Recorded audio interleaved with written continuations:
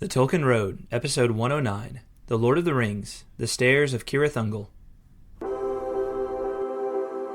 Alright, go ahead. The Tolkien Road, the Tolkien Road, the Tolkien Road, the Tolkien Road, the Tolkien Road, the Tolkien Road, the Tolkien Road, the Tolkien Road, the Tolkien Road, the Tolkien Road, the Tolkien Road of Tolkien, the Road of Tolkien, the Road of Tolkien,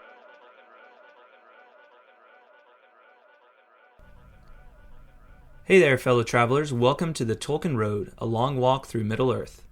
On this episode, we continue our journey through The Lord of the Rings with Book 4, Chapter 8, The Stairs of Cirith Ungol. Before we get started, why not hop on over to iTunes and leave the Tolkien Road a rating and feedback? It's a great way to show your support for the show and takes less than a minute. Or you can stop by TolkienRoad.com, learn about previous episodes, and say hey.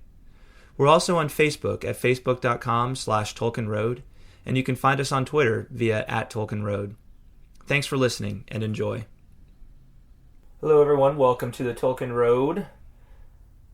Lord of the Rings, Book 4, Chapter 8, The Stairs of Cirith Ungol. Only Greta, what's Tolkien. up? Only Tolkien would write an entire chapter about climbing stairs. That's not all it's about. Mm-hmm. Yeah, you told me that you weren't a big fan of this chapter. There were a couple little nuggets in here that I actually Yeah. really enjoyed, but as a whole, I didn't find it quite as exciting as some other chapters. Well, it may not be super exciting, but I mean, you have the first part where the Minas Morgul opens up and sends forth that huge army, right? And yeah. And I don't know, we'll talk about it, I guess, but I kind of like this whole I think the landscape, the whole climbing of the I'm fascinated by the idea that there's these stairs carved into the side of this huge mountain, Yeah, kind of where do they come from? Exactly. Who takes the time to carve stairs into a mountain? Right. And why? Right. Yeah. That's a very very little Tolkienian touch there. You're absolutely right. So that's the chapter we're talking about this week. Getting close to the end of Book 4. Almost time to watch the movie. And of the Two Towers. That's right. Mm-hmm. That's right. We're gonna have our couple. It won't be more than a couple episodes till we have our special watch the Two Towers, and just like we did for Fellowship of the Ring. So give our 2 cents on it. Looking forward to that. It's been a long time since I watched the Two Towers. Yeah, me too. Definitely several years. So it'll be interesting to see what we think of it when we. Yeah, after having read the book so recently. Exactly, yeah, and having so deliberately thought through every chapter, every aspect of the book, right? Absolutely. Well, hey, special thanks to our executive producer, Dr. William Hutton. Dr. Hutton. That's right. Woo-woo. As well as our other generous patrons. By the way, we have a new patron as of last night. Yay! Our longtime listener, Matt Scarrets, is now a patron. An official patron. That's awesome. Thanks, Matt. Yes, indeed. Yeah, thank you so much, and we appreciate all of our listeners. Absolutely. And a special note of appreciation, just continuing to our patrons who contribute on a monthly basis to keeping the show going. All right, couldn't do it without you guys. Yeah, most definitely not. And hey, we've been saying this for a couple of weeks now, but we've fallen a little behind on our things we need to give out, or our videos and that kind of thing that we do. Right. We're gonna get back on that train here soon, and so we do apologize for our delay. Things have just been busy. Busy. And, it's a busy time of year. I think people understand. Yeah, some things sort of unexpectedly busy. So, but that happens, and we do intend to get caught up for you. Mm-hmm. And speaking of getting caught up, one thing we haven't done this month is the monthly drawing for May. So, which normally we do at the beginning of the month. Right. But let's go ahead and do that. Yeah, so, let's do it. So we have 1, 2, 3, 4, 5, 6, 7, 8, 9, 10, 11, 12. I think that's right. 12 patrons. Let me double check that and make sure. Yeah, that's right. Okay. And of those 12, 4 have already won a monthly drawing. So we're gonna exclude them from the drawing, as we have done so far, until we'll kind of do a reset, at some point here in the future when it seems right. Okay. Because that's what we do on this show. We kind of make it up as we go along. Right. True we're story. not pros when it comes to this stuff. We're we No. as much as we may we're kind of like muddling try to through. get off that air sometimes. Yep. We're definitely like Frodo and Sam, just trying to get to this place that we see off in the distance that we feel like we got to get to. So right. So anyway, let me do the drawing for our 8 folks who have not yet won. Our 8 patrons who have not yet won a prize. So let's see. All right. Hey Siri, pick a number between 1 and 8. Random number between 1 and 8 is 6. All right. So let's see. That is 1, 2, 3, 4, 5, 6. James Applegate.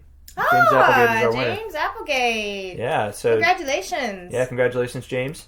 We will be sending you a note about the different options for your prize. And last month, I think we had Caleb Santana picked the Tolkien Reader.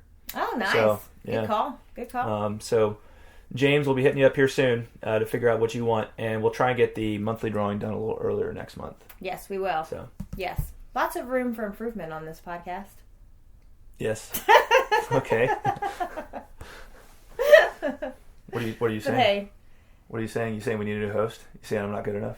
that's not what I said. Directly. You're fired. You're supposed to say you can't fire me. I quit.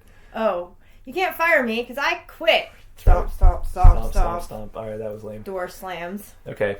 Alright, sorry guys, I'm still here. Yeah, we're just Better luck kidding. next time. I'm sure everybody was terrified that it actually just happened because we acted it so well. Like, oh no, the non-nerd is gone. It's gonna be so boring now. Just listening to John be a dork all the time. All right. Blah blah blah. You'd be like Charlie Brown's mother. Yeah, or teacher. Or teacher, yeah. All the adults on All the Charlie adults Brown. in the show. That's so genius, isn't it? Yeah. One of the many geniuses of Charles Schultz. Yes. Yes. Moving on. Moving on. This show is about Tolkien, not Schultz. Okay, I gotta collect my thoughts here, but you keep on talking. So. Sorry. All right. Stop the jibber jabber. I'm just saying. That's jibber jabber. That's right. Let's see. So, hey, if you'd like to contribute to the Tolkien Road like all those other folks, be eligible for the monthly drawing, head on over to patreon.com/TolkienRoad or TolkienRoad.com to learn more. Yeah. So do it. Be hasty. Absolutely, be Just hasty. this once. Another quick word. I have sort of done a relaunch of truemyths.org, which was the original website that gave launch to this, which I haven't been really updating that much in the last few months, but I've done a relaunch to that site, so go over and check it out. It'll initially it might look pretty similar, but you'll notice some differences, and if you look a little closer, and I've got a lot of cool stuff that I'm planning on doing over there the next few months, trying to kind of, before it was True Myths 1.0, and now it's like True Myths 2.0, right? It's like taking it to the next level. Whole step up. Yeah, so the scope that I'm talking about over there has kind of expanded to include some other topics, although I haven't written much on any of those topics just yet. I've got some stuff coming out soon, so cool beans. So some other cool stuff to tell you about too, hopefully in the next few weeks and months. So projects I've been working on. So sweet. Anyway, I feel like I'm always promising new cool stuff, and then it takes me a long time to get to it. But you just like the anticipation to build. Yeah, that's all. Well, it's like if this was like the full-time job, then it would be a little easier to pull that stuff off. But it's kind of side work right now. So. Right, it's kind of a hobby. Yeah. Yeah. My Hobbit hobby. Yeah. Oh yikes! I walked right into that one. Walked right into that one. Nice going. I surely did. So. All right, secret word. Yeah, secret word. So our secret word from the last episode was chosen by Amanda. Mm-hmm. And David Bigwood correctly guessed it. Right on. He guessed popsicle. Popsicle. Which was correct. That was super fun. Yes. So good job, David, on being the first one to get your guess in to TolkienRoadPodcast.com. So David has chosen today's secret word. Mm-hmm.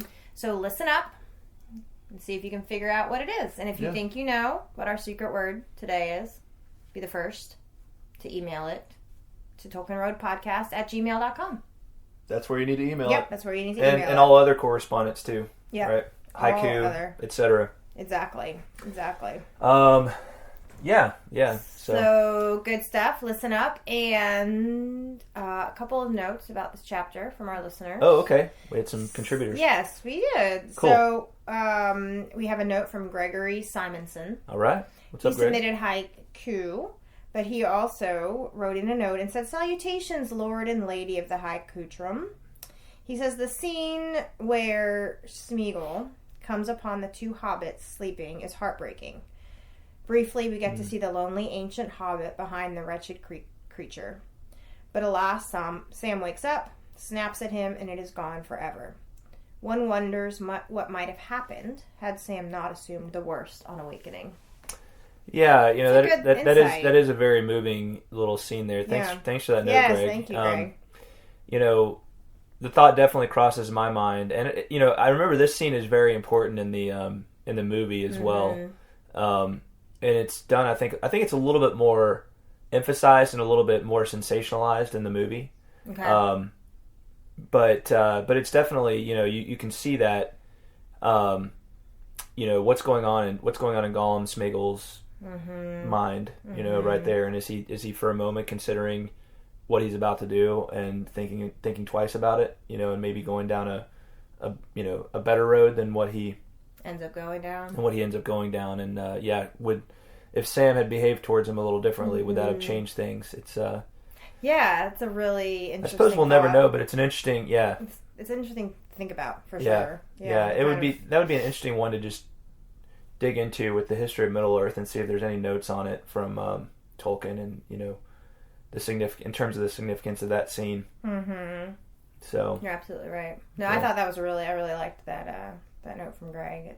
Something that that when I remember reading the chapter, kind of going like, oh, but I didn't think about the thing about Sam's reaction and how that may have affected the outcome of that whole, how consequences could have been different if his reaction had been different. So it's interesting to think about.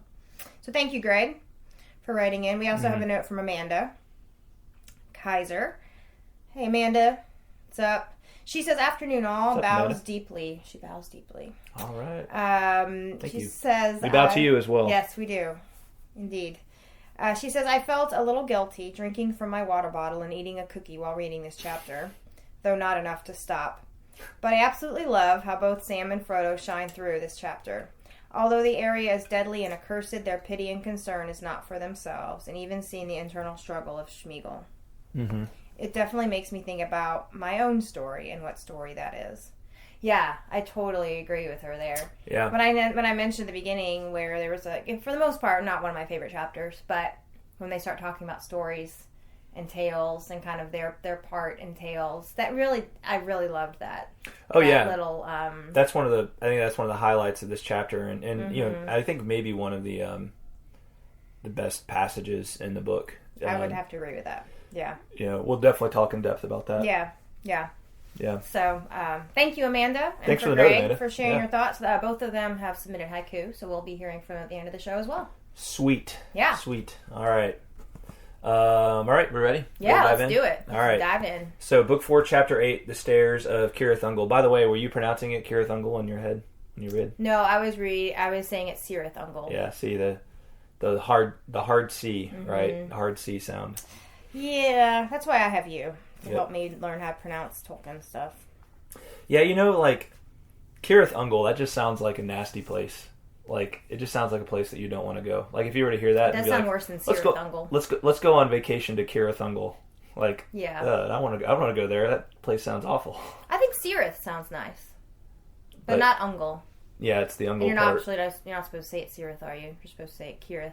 You know what? What is it with the hard k sounds that make it sound yucky? I was just thinking, and this just occurred to me, and this I might be totally off base here, but so we know, and you're aware that the stairway is leading to Shelob's lair, which is the next chapter, right? Right.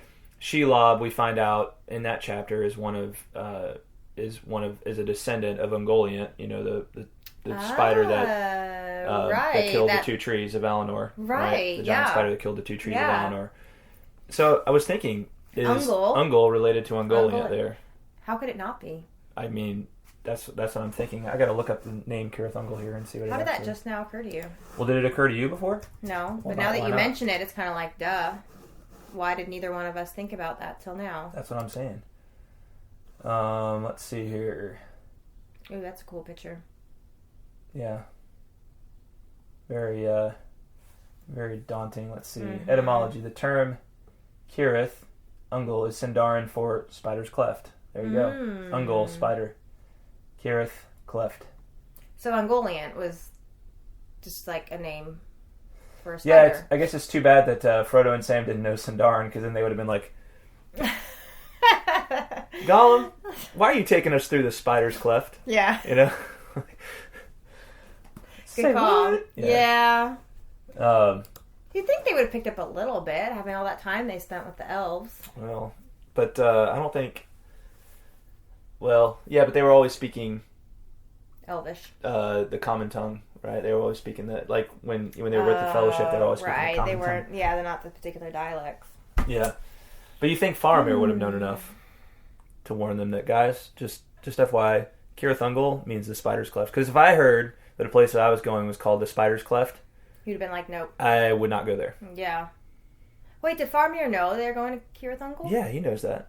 But didn't he warn them away from it? He did, but they said we have no other way to go. But he didn't mention that it's called the spider's cleft. I would have at least been like, so tell me why this place is called the spider's cleft. Yeah. Because I'm like, I've got a I know, you're an fear of spiders. Yeah. So... actually, yeah. I saw this thing when I was at the gym the other day. It was on True TV, and it was like this prankster show. And they actually got this huge, one of their pranks, where they got this really big remote control spider. That's the worst. That they could control it, like, you know, without being seen. And they were just like, it would like sneak up on people at random, like they had it like on a college people that campus. People that do that deserve to be dragged out in the street and shot. Johnny. Like seriously, that's just... Nobody was harmed. Well, I understand nobody was harmed, but like, you know, I don't know. To me, that's the equivalent of like, you know, especially if it's somebody like don't post picture. Like the thing that kills me is when people post pictures of like spiders or giant bugs on like their Facebook feed, and it's just like, one of the reasons I'm not on Facebook. You know, like, don't do that. like some people don't want to see that. It's like posting a picture of like a really violent scene or something like that, well, and not like warning people. Not everybody sees it that way. You know, some people have pet tarantulas. Well, they're wrong. No, but I mean, like, seriously, that's how people who are afraid of those things like react to them. I'm not saying that, like, you know, I mean, I've learned to control it, and I'm not like, I don't react as you know, violently as I used to, right? But like, yeah, you know, just be sensitive to that. Like it's like there's certain things you just need to warn people before you show them, right? You know, and give them the choice of whether they want to see it or not. You know, yeah. It's that just seems like common etiquette, you know. Common courtesy, you know, and like pranks with like. Yeah, with like giant spiders and stuff like that. Like, it was a fake spider. It was remote control. Well, I got it. I understand. I know, but I would have freaked the freak out if I exactly on it. Yeah, and most people did. Yeah. Yeah. I mean, that's just, you know, warn people. Like, I don't know. Like, I just. But you know what was? It's like it's like those people deserve to have some kind of like practical joke played on them. Oh yeah, all pranksters deserve practical jokes to be played on them. Yeah. No, I totally agree with that. But what was funny about this particular thing was that it was so big. Like it was comically big. Like you know, there's not a spider in real life that would be that big. So it was clearly a fake spider. Yeah. Right. So it was more about the shock value, I think, because it was just kind of, you know, like once you realized, like, oh wait, that's not real. It's way too big to be real. But anyway, Shelob, unfortunately, is real. Well, in Middle Earth, she's real. And that's unfortunately where the hobbits are heading. Yes, indeed. All right, if only it was a prank, but it's not. But they're not quite there yet. They leave the crossroads, right? They hit the crossroads, and then they needed to journey to the east, right? And they journey towards Minas Morgul. And let's set the stage here. So, the chapter begins, or a couple of paragraphs in, it begins. Frodo and Sam were plodding along with heavy hearts, no longer able to care greatly about their peril. Frodo's head was bowed. His burden was dragging him down again. As soon as the great crossroads had been passed, the weight of it, almost forgotten in Ithilien, had begun to grow once more. Now, feeling the way become steep before his feet, he looked wearily up, and then he saw it, even as Gollum had said that he would, the city of the Ringwraiths. He cowered against the stony bank. A long tilted valley, a deep gulf of shadow, ran back far into the mountains. Upon the further side, some way within the valley's arms, high on a rocky seat upon the black knees of the Ephel-Duath, stood the walls and tower of Minas Morgul. All was dark about it, earth and sky, but it was lit with light. Not the imprisoned moonlight welling through the marble walls of Minas Ithil long ago, Tower of the Moon, fair and radiant in the hollow of the hills. Paler indeed than the moon ailing in some slow eclipse was the light of it now, wavering and blowing like a noisome exhalation of decay, a corpse light, a light that illuminated nothing. In the walls and tower windows showed like countless black holes looking inward into emptiness. But the topmost course of the tower revolved slowly, first one way and then another, a huge ghostly head leering into the night. For a moment the three companions stood there, shrinking, staring up with unwilling eyes. Gollum was the first to recover. Again he pulled at their cloaks urgently, but he spoke no word. Almost he dragged them forward. Every step was reluctant, and time seemed to slow its pace, so that between the raising of a foot and the setting of it down, minutes of loathing passed. So Minas Morgul, not a pleasant sight to look upon. Mm-mm. But once upon a time, Minas Morgul was Minas Ithil, the Tower of the Moon. Right. It was the kind of the companion tower to Minas Tirith. Right. Or to Minas Anor at the time, which was the Tower of the Sun. Mm-hmm. Right. And now it's called Minas Tirith and is still in the hands of the good men of Gondor. Right. Right. But Minas Ithil fell into the hands of the forces of Mordor and became Minas Morgul. Who did it belong to before Mordor took it over? It belonged to Gondor. It did. So both of them belonged to Gondor. Yeah, Gondor built Minas Ithil. I see. Okay. And it was taken over. That's where the land of Ithilien gets its name, right? Oh, got it. Minas Ithil, and then the land of Ithilien. Got it. So, it's giving off this kind of strange. He calls it a corpse light, a light that illuminated nothing. It's kind of this eerie glow, mm-hmm. right? Mm-hmm. It's that light that you kind of see at night that doesn't. I like the way he puts it. It's a light that illuminates nothing. It's just it's a dead light, right? It's still light, but it doesn't have the characteristic of. But you can't actually see anything better by it, right? That's hard to kind of wrap my brain around. Mm-hmm. Because isn't that one of the chief characteristics of light? Is that it illumines things? So how can a light not illumine? Yeah, I mean, I think you're right, but I think you can kind of think of it more as a glow, something that doesn't really allow your eyes to see any better. Maybe it's a light that it stands in the way of the things that light would normally illuminate. So it's not a darkness, but it's a light that you can see, but it just kind of stands in the way of stands in for the darkness. Like a bright shadow, kind of? Almost, yeah. That eerie glow. Weird. It is weird. It is weird. And so Gollum is leading them by this and, trying to encourage them onto the right path. Mm-hmm. Tolkien a little later, he says, I'm sorry, actually, let me move on from that. And as they go, Frodo is, the ring is just becoming increasingly heavy to him again. Right. It was almost like he had a little respite from it when he was traveling in Ithilien for whatever reason. Mm-hmm. Maybe it was the presence of Faramir and the men of Gondor. The influence of Mordor wasn't so heavy in that region. But now that he's back into this land where obviously Mordor rules, mm-hmm. He's starting to feel the weight of it again. Right. And he says, "I must rest a while, Sam. It's heavy on me, very heavy. I wonder how far I can carry it. Anyway, I must rest before we venture on to that." He pointed to the narrow way ahead. And, we again hear of, Frodo just starting this despair coming back on him, right? Even though he's continually willing his way forward, this despair continually comes back to him. And, we talked about this several chapters ago. He doesn't have this realistic hope. Right. Of succeeding in his mission, right. Of actually destroying the ring and mm-hmm. of getting home, Mm-hmm. But at the same time, he has no other choice, right? He has a mission to fulfill, to the best of his ability. Right. So, yeah. So they're trying to avoid being seen by Minas Morgul as they make their way to this stairs up the mountain, up mm-hmm. the side of the mountain. Mm-hmm. And now, obviously this is not where Saruman is, right? But his minions are in this tower. Who? Huh? Who? Saruman? Sauron, right? Sauron. Okay. Ah! Yeah. Bad. Okay. Yeah. Sauron. Is it? He's not there. He's not in this tower, right? No. But his not. minions are. Right. So it's just basically like a bunch of orcs and like. Well, who is it? We find out in just a moment. Who are the? Oh, the ring wraiths. The ring wraiths, That's right? Yeah, the ring wraiths. Okay. We find out that it's the. I have to get my head in the game. Yeah. Dang. Get your head. All right. Anyways. Do we call time out here and have a little pep talk? All right. Maybe make another pot of coffee. Maybe that's what we need.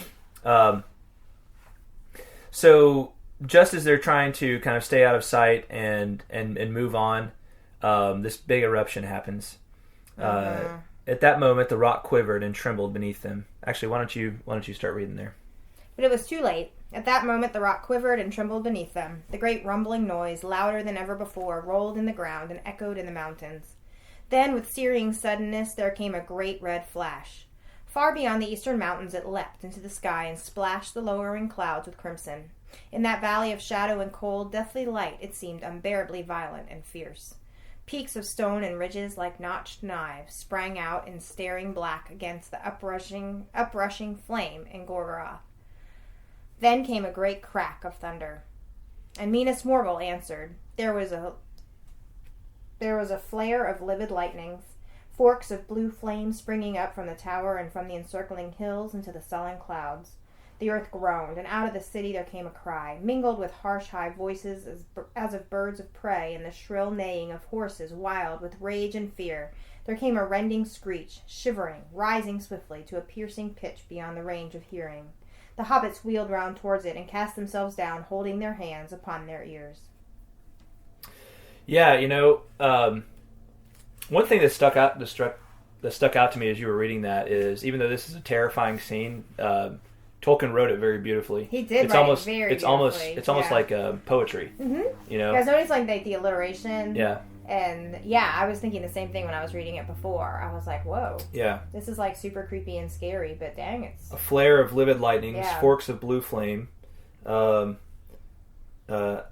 mingled with harsh high voices as of birds of prey, and the shrill neighing of horses wild with rage and fear. Mm-hmm. A piercing pitch beyond the range of hearing. Mm-hmm. Holding their hands upon their ears. Yeah, it's just, lots of alliteration there, and it's and even just like the rhythm of it has sort of a poetic feel. Right, absolutely right. A poetic feel to it. Mm-hmm. So out of here rides this huge army. It's been very quiet in this land, almost like the calm before the storm. Right. And then out rides this great army. And so what happens here? Well, over on the other side of the mountains, basically some huge explosion happens to signal to Minas Morgul that it's time for their forces to ride forth, right? So it's who almost would have like set that off? Sauron. Okay. Sauron's commanding them to... Because he can see the hobbits?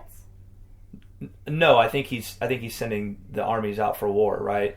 Oh. Yeah. Okay. He's sending them forth to do battle with Gondor. Okay. Yeah. But is there something, am I forgetting something that happened previous that would have set Sauron off? I don't think we see There wasn't one particular event that there wasn't like a Pearl Harbor event. Well, I think you may be able to go and tie it into something that was going on in Book 3, right? Because remember, the action of Book 3 and Book 4 are simultaneous, just different locations. Yes. Okay. So you might be able to, tie it in with something that had just happened in over in Rohan or in Gondor or that region, but But just from reading this, there's not. No, there's nothing here that set it off. Okay. So that's interesting because the hobbits don't know either. They're just like, what in the world's going on? Right. Yeah. They don't know that it's not coming forth to find them. Right. Mm-hmm. So all they can do is hide. Right. And even as they think that the armies are passing them by, it says, even as these thoughts pierced him with dread and held him bound as with a spell, the rider halted suddenly, right before the entrance of the bridge, and behind him all the host stood still. There was a pause, a dead silence. Maybe it was the ring that called to the Wraith Lord, and for a moment he was troubled, sensing some other power within his valley. This way and that turned the dark head helmed and crowned with fear, sweeping the shadows with its unseen eyes. Frodo waited like a bird at the approach of a snake, unable to move. And as he waited, he felt more urgent than ever before the command that he should put on the ring. But great as the pressure was, he felt no inclination now to yield to it. He knew that the ring would only betray him, and that he had not, even if he put it on, the power to face the Morgul king. Not yet. There was no longer any answer to that command in his own will, dismayed by terror though it was, and he felt only the beating upon him of a great power from outside. It took his hand, and as Frodo watched with his mind, not willing it but in suspense, as if he looked on some old story far away, it moved the hand inch by inch toward the chain upon his neck. Then his own will stirred. Slowly it forced the hand back and set it to find another thing, a thing lying hidden near his breast. Cold and hard it seemed at his grip as his grip closed on it. The feel of Galadriel, so long treasured and almost forgotten till that hour. As he touched it, for a while all thought of the ring was banished from his mind. He sighed and bent his head. And then the Wraith King rides on. So right. It's almost like, we don't know exactly what happened there, but it's almost like the Wraith King senses the ring nearby, senses some greater power nearby. Yes. And that's almost like compels Frodo to try to put the ring on, which of course would have exposed him to the ring wraith, right? But somehow Frodo's will is strengthened in this moment, and he was able to pull back and then grip the feel of Galadriel. Well, yes, yeah. So I think, as I read this, we don't know exactly what happened. It's almost like Galadriel had a hand in protecting him here. But I was also, as you read that, I was thinking that, even though the ring had such a pull on him at this point, yet he had no desire to put it on. Right. That shows, I think, tremendous growth in his character. Oh yeah. Because he's had several moments like this already, where he has to come to putting on the ring, right? But here, he doesn't. It's interesting to think about his will, like, being strengthened through all of this, because you think how, like, he seems to be getting, as he gets closer, like, he seems to be getting weaker and weaker, right? Right, but his will, but his moral will to do the action that he has set out to do, the good action that he knows he must do, right? Being strengthened. Even in the face of death, it's like it's getting stronger. Yeah. It's almost like his physical strength is going to fuel. Yeah, his moral strength. Yeah. But I thought that was really that it was really interesting that he actually, that he didn't put on the ring, and he had the presence of mind to know, no, wait, this is going to betray me. Right. Yeah, absolutely. So I was like fist bumping Frodo here. Yeah. I was like, you go, dog. Yep. You're like, and shout out to Galadriel too. You're like Randy Jackson from American Idol. That's my dog. That's my dog. Remember that guy? Yeah, I totally remember that guy. Yeah, he'd always call people his dog. The kids actually made up a rock star the other day. They thought they made him up. His name was Randy Jackson. Oh, really? Yeah. So I told him, I was like, there's like a guy out there. I think there's a couple of of guys named Randy Jackson. There's a pitcher and there's.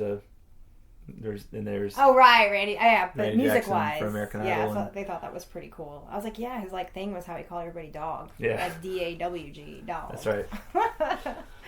So anyway, yeah, I guess I was channeling my inner Randy Jackson here. Right, that's cool. Yeah, that's cool, dog. Go Frodo. Yes, Team Frodo. Team Frodo. Right.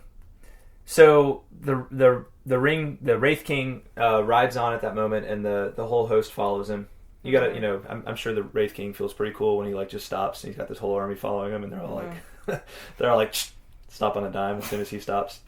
It would be funny though if there's like a couple of orcs behind him who are just like, everybody else stops and they just keep going. They like run in. They run in, like cause like this domino effect. Yeah, domino effect, and they're like, no. What like think of some random like orc name like Northwerg. Come on, man. Come on, man. Don't you know when to stop? You're supposed to stop when the Wraith King stops. There you go again, Northwerg. What are you thinking about back there? Thinking about eating some man flesh or something? Man. Obviously. Yeah. That's all they think about. Yeah. Northwerg. Northwerg. Yeah. Anyway. Yeah. Anyway. Okay. That would have been funny if that happened. Shut up. So stupid. Moving on. Let's pretend like that didn't happen. Note to self, edit that out. Okay. All right. So they escape, or the army moves on. Right. And they don't bother the hobbits any. Right.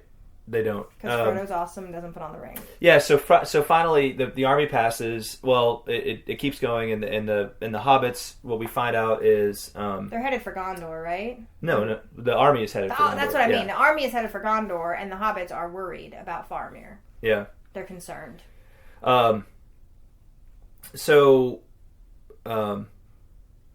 So Frodo is almost like we find out that what this next little passage is like. Frodo's having a dream. He says Frodo stirred and suddenly his heart went out to Faramir. The storm has burst at last, he thought. This great array of spears and swords is going to Osgiliath. Will Faramir get across in time? He guessed it, but did he know the hour? And who can now hold the fords when the king of the Nine Riders comes? And other armies will come. I am too late. All is lost. I tarried on the way. All is lost. Even if my errand is performed, no one will ever know. There will be no one I can tell. It will be in vain. Overcome with weakness, he wept, and still the host of Morgul crossed the bridge. Then at a great distance, and as if it came out of memories of the Shire, some sunlit early morning, when the day called and doors were opening, he heard Sam's voice speaking. "Wake up, Mr. Frodo, wake up." Had the voice added, "Your breakfast is ready," he would hardly have been surprised. Certainly Sam was urgent. "Wake up, Mr. Frodo, they're gone," he said. There was a dull clang. The gates of Minas Morgul had closed. The last rank of spears had vanished down the road. The tower still grinned across the valley, but the light was fading in it. The whole city was falling back into a dark brooding shape and silence, yet still it was filled with watchfulness. So, yeah, Frodo, I don't know, Frodo's in kind of this weird space. I'm not sure if he actually falls asleep or not, but he's kind of in this, like, dream, weird kind of dream state. It's almost like he, it's like just, I think, the toll that event probably took, just kind of, I think it was, it was almost like he just had a really hard workout, right? And he's, like, needs to recharge. Yeah. And so it's almost like all of his faculties just shut down for a minute and let him just kind of gather some inner strength. Yeah. Yeah. No, that's a good way of putting it.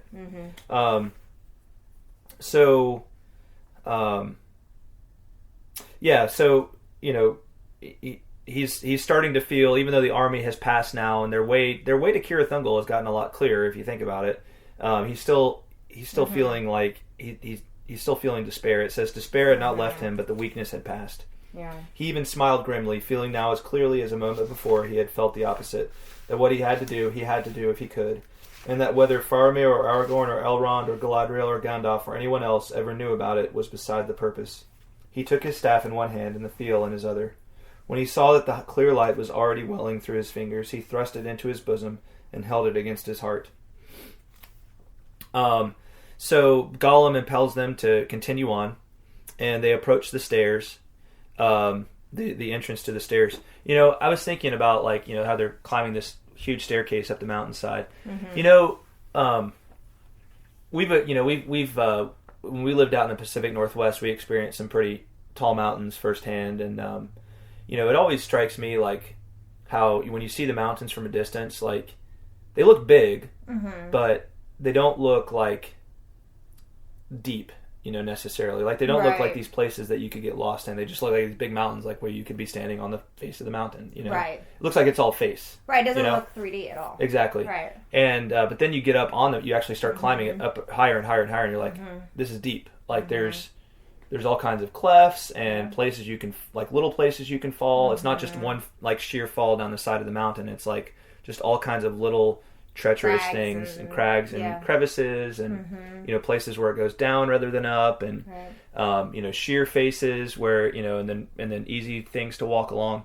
So I don't know, I was just thinking about that, and but again also the just my fascination with this idea of this staircase being carved into the side of this mountain. And it must have been the Gondorians who built the staircase long ago in order to kind of like be able to get into Mordor, after they defeated Sauron the first time, right? And they were kind of keeping watch on the land.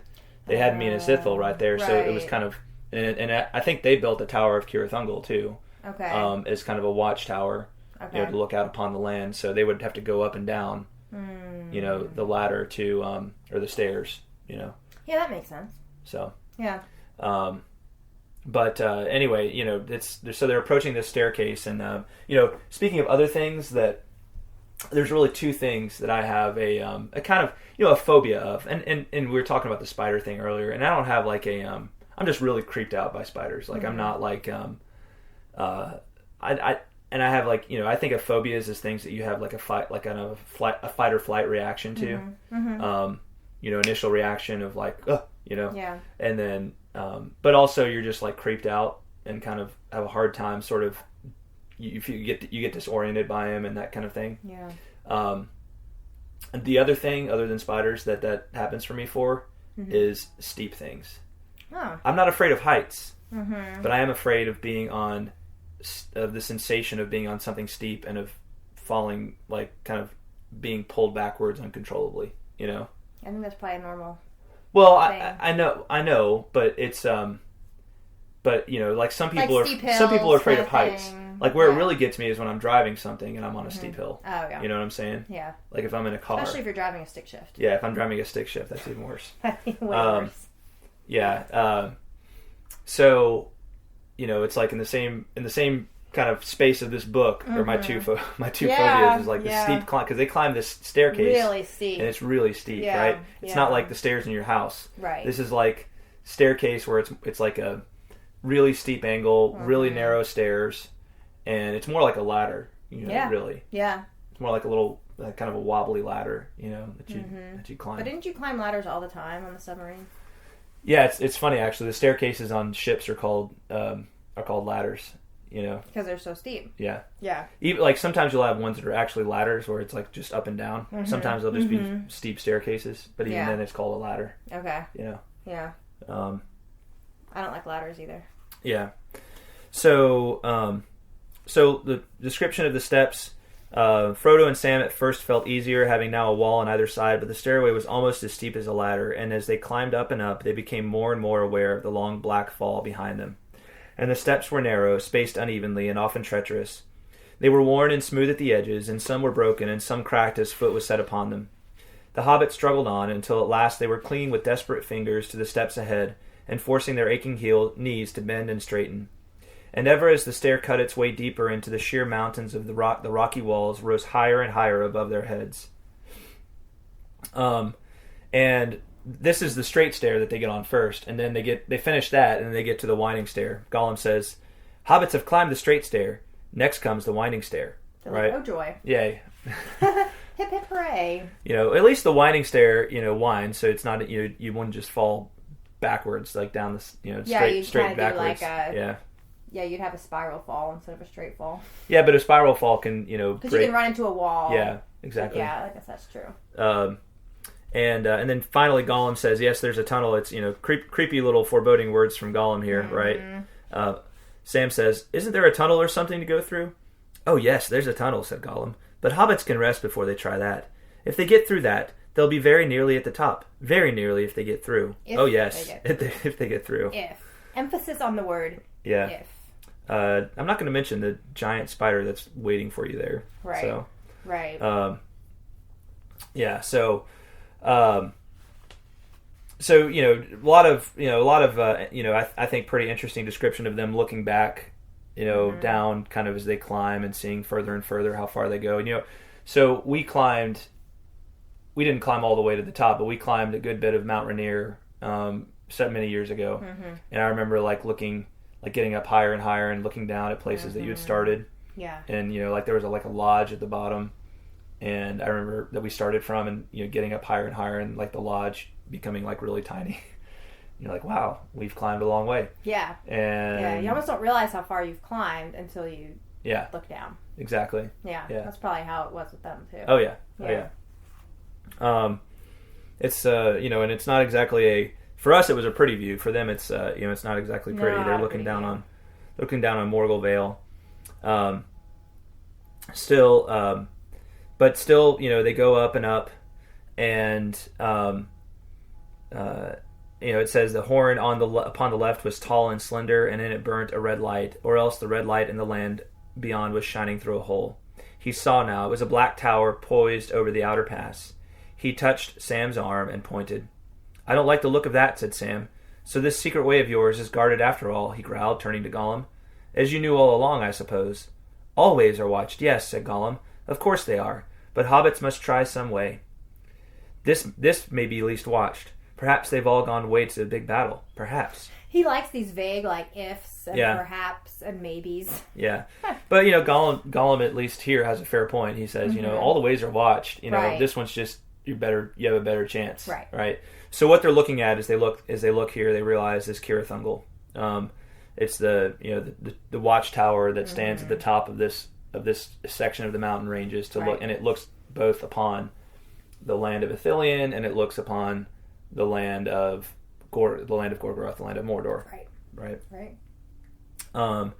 So they take a little wait here, and eventually Gollum wanders off, and Frodo and Sam have this really interesting little dialogue here about about where they find themselves. So it starts out. Sam says, we shouldn't be here at all if we'd known more about it before we started, but I suppose it's often that way. The brave things and the old tales and songs, Mr. Frodo. Adventures, as I used to call them. I used to think that they were things the wonderful folk of the stories went out and looked for, because they wanted them, because they were exciting and life was a bit dull, a kind of a sport, as you might say. But that's not the way of it with the tales that really mattered, or the ones that stay in the mind. Folk seem to have been just landed in them, usually. Their paths were laid that way, as you put it. But I expect they had lots of chances, like us, of turning back, only they didn't. And if they had, we shouldn't know, because they'd have been forgotten. We hear about those as just went on, and not all to a good end, mind you. At least not to what folk inside a story and not outside it call a good end. Coming home and finding things all right, though not quite the same. Like old Mr. Bilbo. But those aren't always the best tales to hear, though they may be the best tales to get landed in. I wonder what sort of a tale we've fallen into. I'll read Frodo. Yeah, go ahead. And Frodo says, I wonder, that I don't know, and that's the way of a real tale. Take any one that you're fond of. You may know or guess what kind of tale it is, happy ending or sad ending, but the people in it don't know, and you don't want them to. No, sir, of course not. Baron, now, he never thought he was going to get that Silmaril from the Iron Crown and Thangorodrim, and yet he did, and that was a worse place and a blacker danger than ours. But that's a long tale, of course, and goes on past the happiness and into grief and beyond it, and the Silmaril went on and came to Arundel. And why, sir, I never thought of that before. You've got some of the light of it in the star glass that the lady gave you. Why, to think of it, you're in the same tale still. It's going on. Don't the great tales never end? No, they never end as tales, said Frodo, but the people in them come and go when their part's ended. Our part will end later, or sooner. And then we can have rest and some sleep, said Sam. He laughed grimly. And I mean just that, Mr. Frodo. I mean plain ordinary rest and sleep and waking up to a morning's work in the garden. I'm afraid that's all I'm hoping for all the time. All the big important plans are not for my sort. Still, I wonder if we shall ever be put into songs or tales. We're in one, of course, but I mean put into words, told by the fireside or read out of a great big book with red and black letters, years and years afterwards. And people will say, let's hear about Frodo and the Ring. And they'll say, yes, that's one of my favorite stories. Frodo was very brave, wasn't he, Dad? Yes, my boy, the famousest of the hobbits. And that's saying a lot. It's saying a lot too much, said Frodo, and he laughed, a long, clear laugh from his heart. Such a sound had not been heard in those places since Sauron came to Middle-earth. To Sam suddenly it seemed as if all the stones were listening and the tall rocks leaning over them, but Frodo did not heed them. He laughed again. Why, Sam, he said, to hear you somehow makes me as merry as if the story was already written. But you've left out one of the chief characters, Samwise the Stout-Hearted. I want to hear more about Sam, Dad. Why didn't they put in more of his talk, Dad? That's what I like. It makes me laugh. And Frodo wouldn't have got far without him. And Frodo wouldn't have got far without Sam. Would he, Dad? Now, Mr. Frodo, you shouldn't make fun. I was serious. So was I. And so I am. We're going on a bit too fast, you and I, Sam, are still stuck in the worst places of the story. And it is all too likely that some will say at this point, shut the book now, Dad. We don't want to read any more. Maybe, said Sam, but I wouldn't be one to say that. Things done and over and made into part of the great tales are different. Why, even Gollum might be good in a tale, better than he is to have by you anyway. And he used to like tales himself once, by his own account. I wonder if he thinks like he's the hero or the villain. So, yeah, it's certain parts of that I found myself tearing up at. Yeah. It's just such a beautiful, powerful little dialogue they have. This recognition. There's the great little point where they realize they're talking about the story of Beren and Luthien, and then all of a sudden they realize that they have a direct connection to that story. Right, because Frodo's wearing some of the light from the Silmaril. Right. Yeah. Right. To kind of,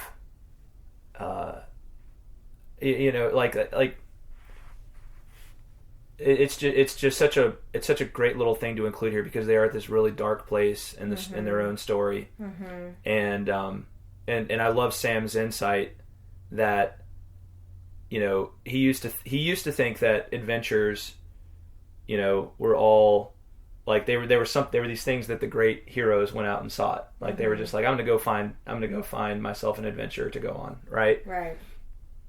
But he's realizing now that that's not ever how it works, right?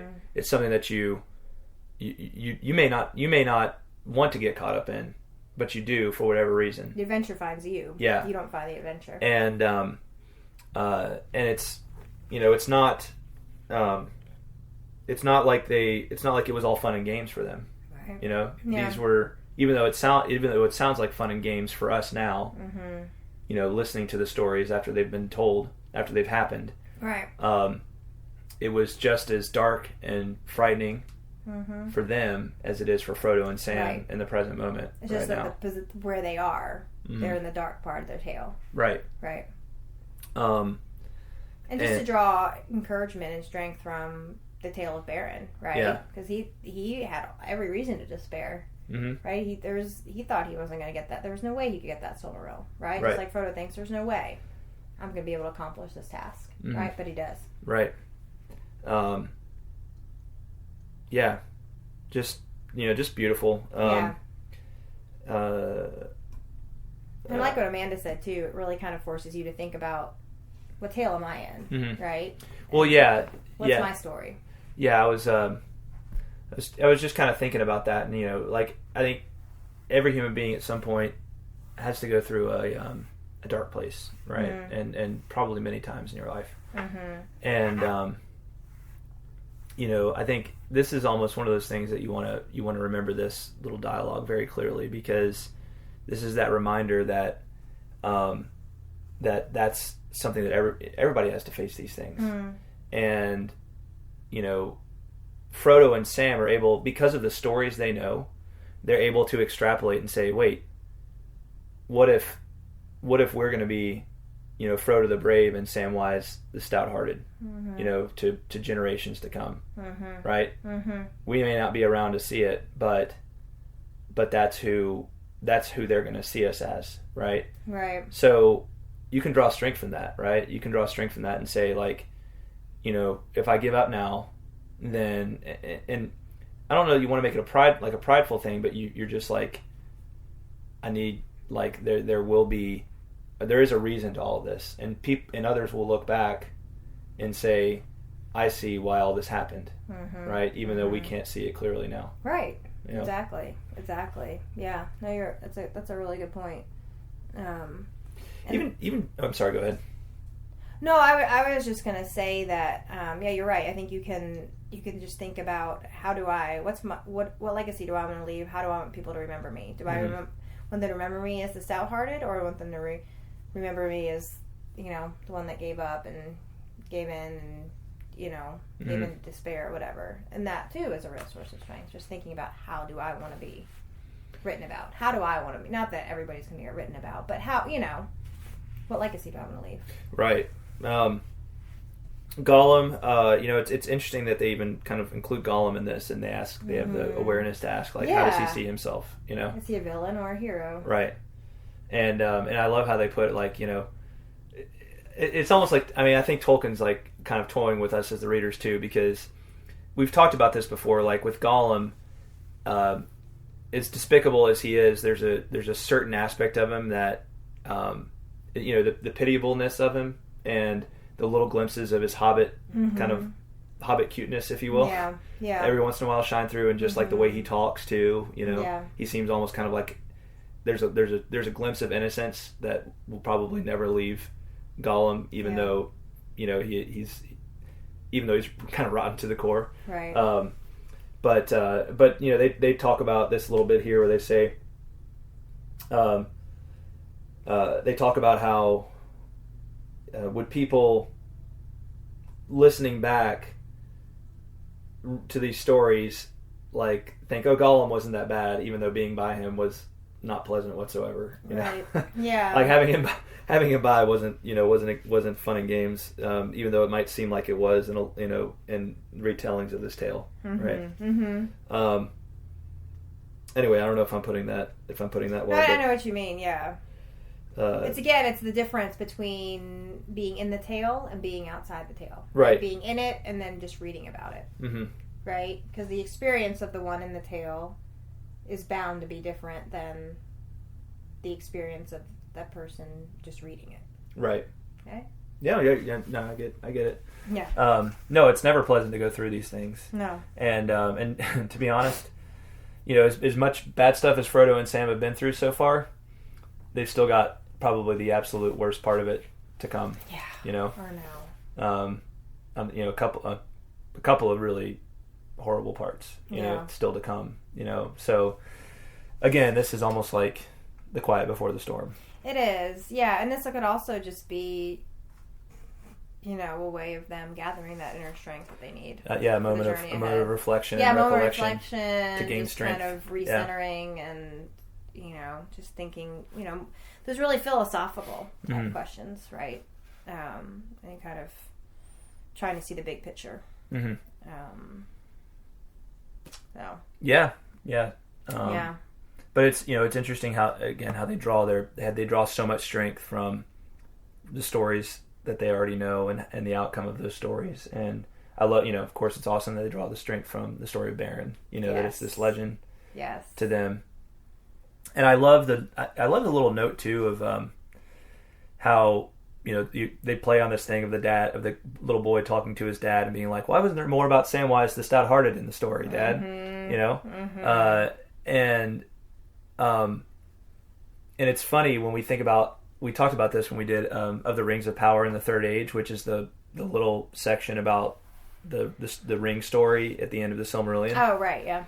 And Sam is not mentioned by name in that. He's mentioned as Frodo's servant, right? That's right. The only thing it says about him in there. You're right. So I almost wonder if Tolkien was thinking of that when he wrote this. He wrote that. That very well could be. Yeah. And because because one of the big themes of this story is not only like Frodo is the kind of aristocratic hobbit and he's the great hero of the hobbits. Mm-hmm. But and like that would have been a very sort of traditional way of telling the tale. But Tolkien adds this twist in there of his servant Sam, who's there with him, right? Going through all of this stuff with him.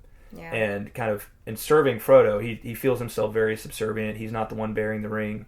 Right. But his role is just as important as Frodo's. Yeah. But he's not the one who's going to get all the heroic accolades, Mm-hmm. And he's okay with that. He doesn't want them. He's totally okay with that. He just wants to get back to Hobbiton. He wants to go back to his garden. Yeah, and garden. Yeah. Get a good night's sleep. But it's great that Frodo, obviously Frodo knows how invaluable Sam's presence is. Mm-hmm. And I think that's really all Sam needs. Yeah.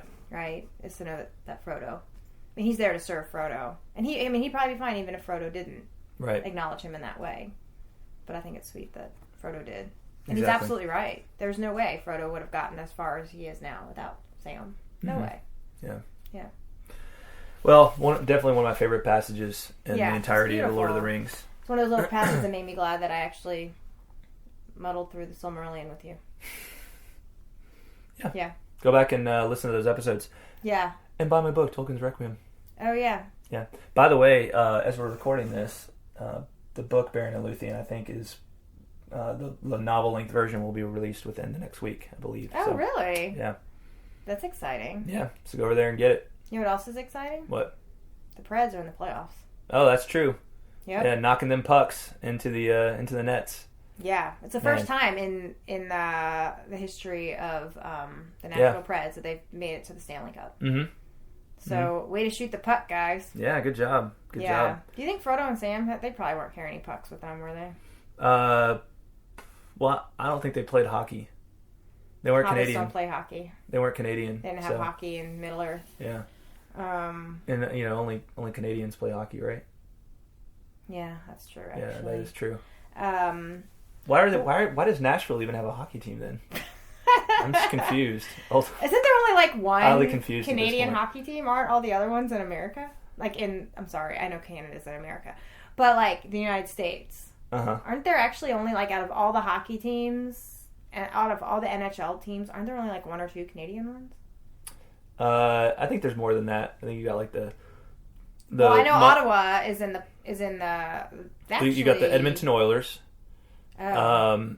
You've got the Montreal Canadiens, I believe. Are you for real? Oh yeah, I believe so. Well, what's Ottawa? Because I know that they were in the semifinals as well. They were playing the Penguins, the Ottawa something or others. Senators. I'm pretty sure it's the Otters, the Ottawa Otters. Oh yeah, you're probably right about that. No, I'm just totally making that up. Anyway. Yeah. But you know what else is I wonder about is how do you think Shakespeare had a puck, right, in his play? Yeah. Midsummer Night's Dream puck. Obviously Tolkien was aware of Shakespeare. I don't think so. I don't think he'd ever heard of Shakespeare before. Do you think he may have influenced Tom Bombadil? Puck?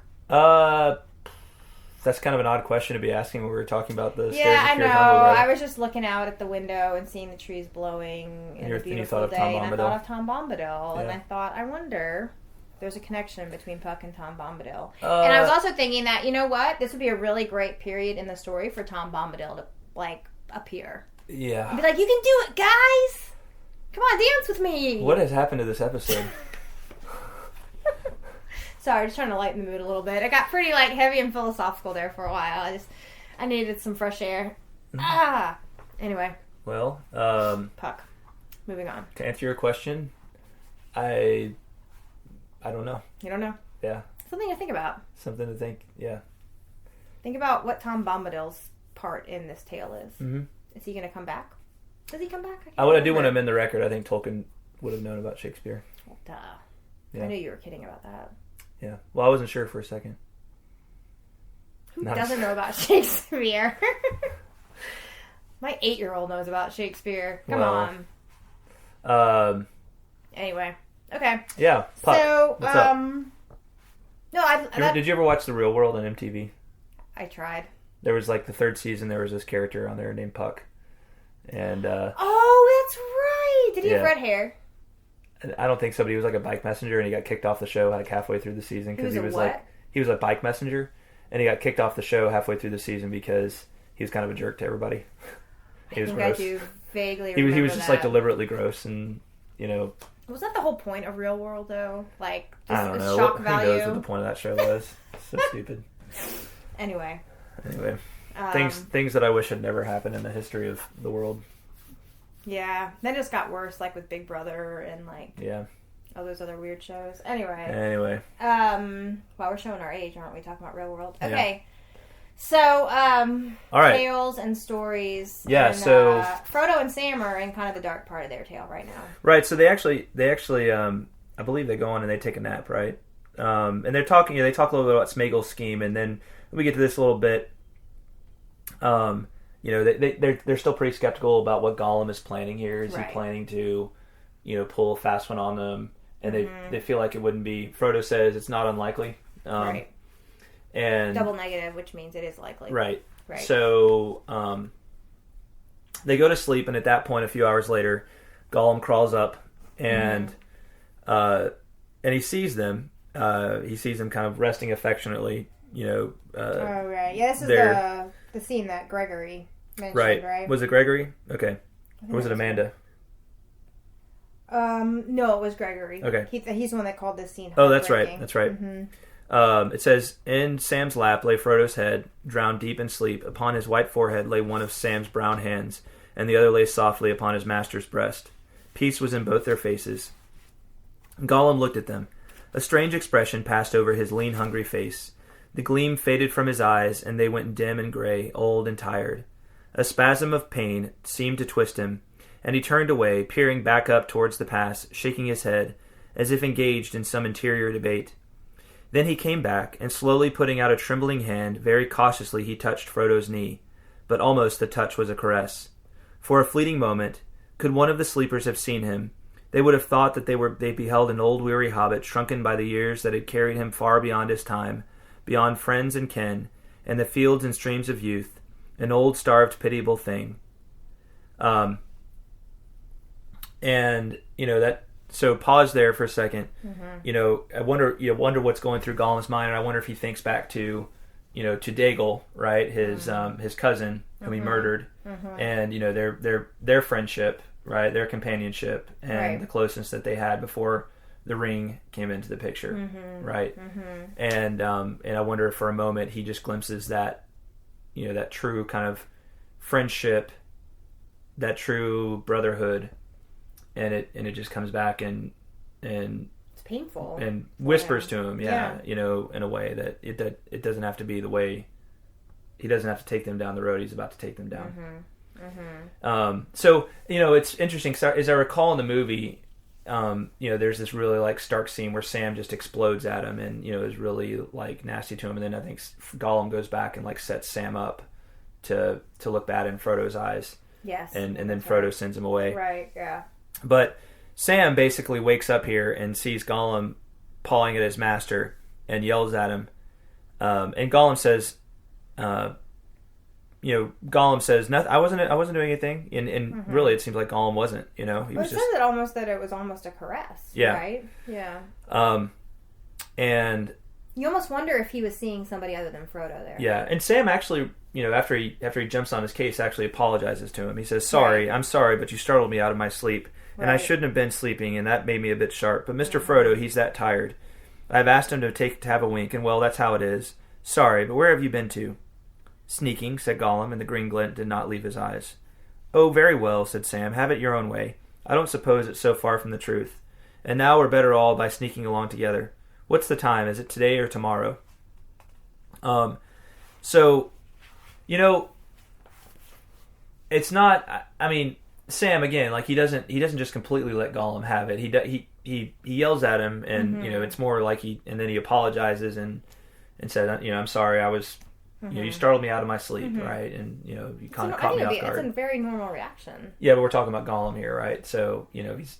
I'm saying anybody startled out of sleep is not in their right mind. No, I got it, but I'm saying Gollum doesn't have the same capacity probably to understand and forgive, right? Right. Yeah, that's right. That's true. So,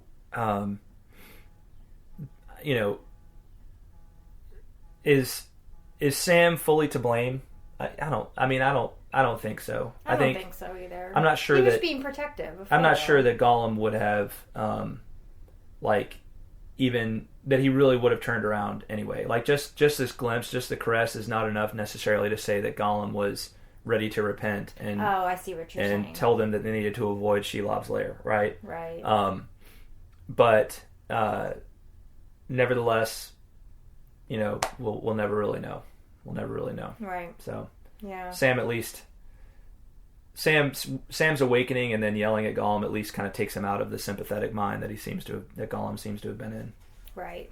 But like you said, it was just a glimpse. Right. I know you cannot blame Sam for his reaction. Right. All right. Well, so Frodo eventually awakens, and they determine that it's time to continue on to the tunnel. And that's pretty much where we leave off for this chapter. So, any closing thoughts on the chapter? No, I liked it better now that we talked about it. Yeah. Yeah. Well, I knew you would. All right. Well, you know what time it is. You know it. I've been waiting for this time all episode. Who's going first? You. Me? Yes. Right on.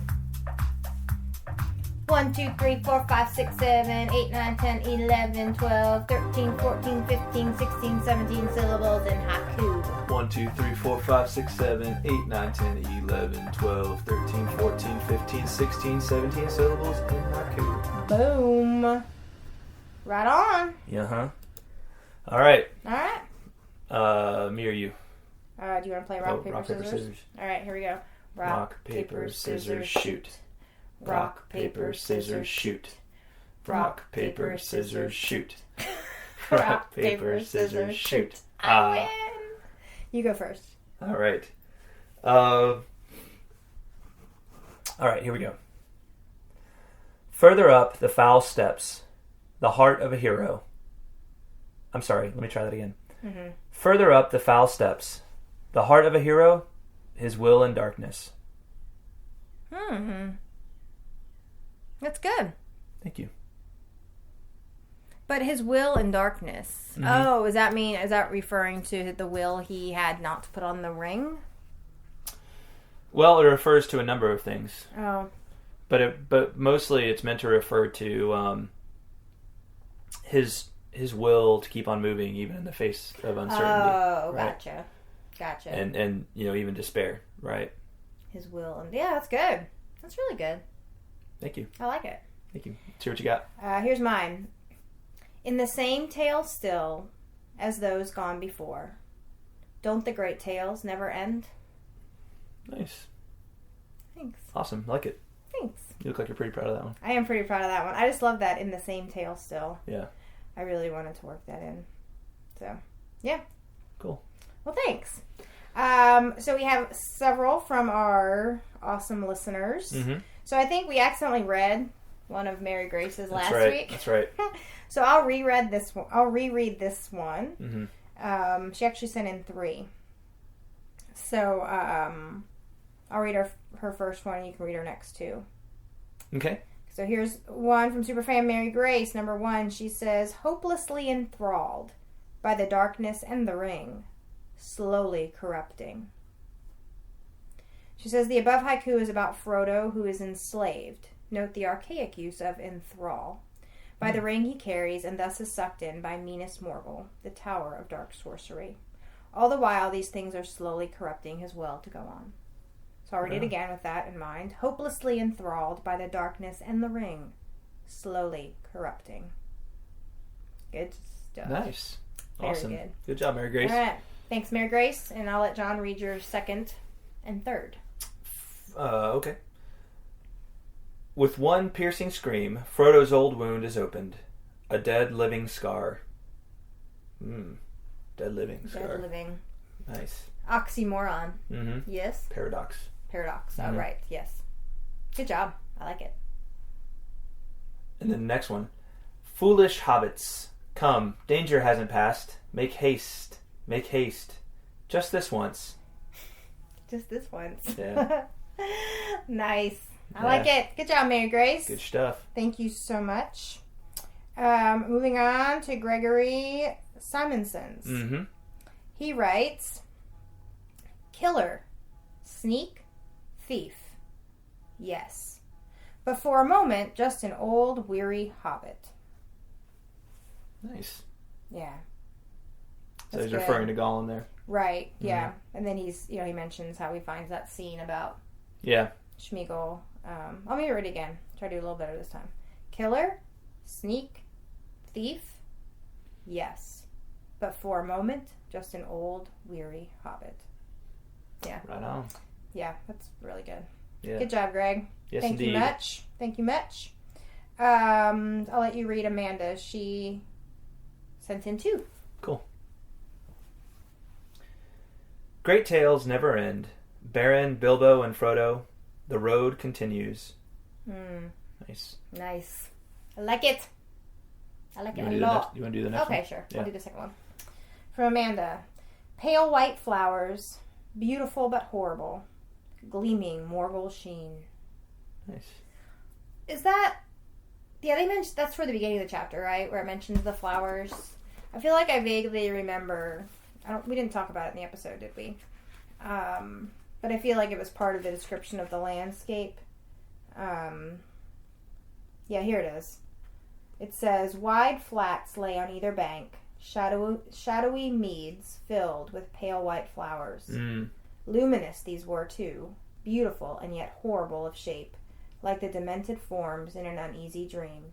And they gave forth a faint, sickening, carnal smell. An odor of rottenness filled the air. Yeah, I didn't even make note of that, but it just gives you an idea of what a horrible place they're in, where even the flowers stink. Right. That's really bad. Yeah, even the flowers are ugly and stink. Yeah. Yeah. Wow. Pale white flowers, beautiful but horrible, gleaming Morgul sheen. Wow.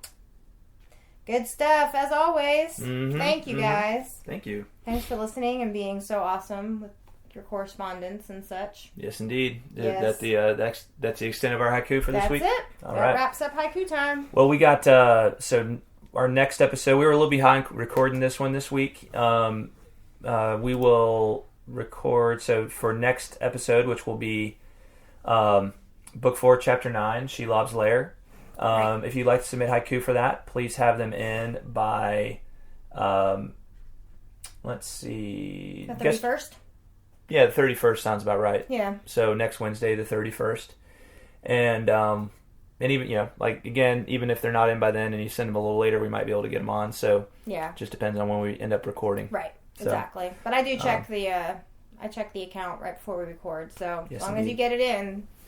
Yeah. Before we start. Guaranteed it'll be on if you get it in by the 31st. Right. And if it's after that, still a good chance. Don't despair. Still send it in. Don't despair. Indeed. That's right. Let's see. Anything else? So special thanks, of course, to our awesome patrons. Executive producer William Hutton. Yep. As well as Shannon Stockbridge, Josh Sosa, Brian Orr, Margaret Lyon, Emilio Perea, Zeke Farmer, Caleb Santana, James Applegate, Douglas Underhill, Caitlin Fascista, and Matt Scarrence. Whoop whoop. We appreciate y'all. Y'all rock. And your support, and we appreciate all of our listeners. And Absolutely. we love hearing from you guys. Absolutely. So give us a shout out. Yeah. Yeah.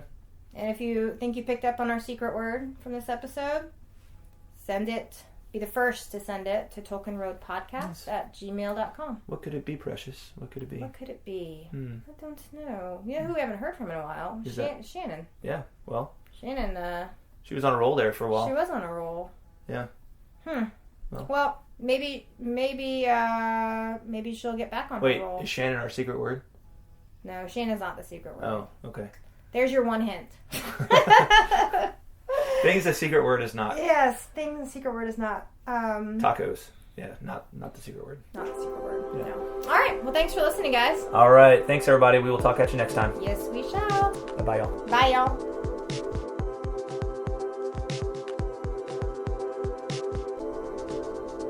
Please remember to check out truemyths.org and tolkienroad.com for show notes and plenty of other Tolkien goodness.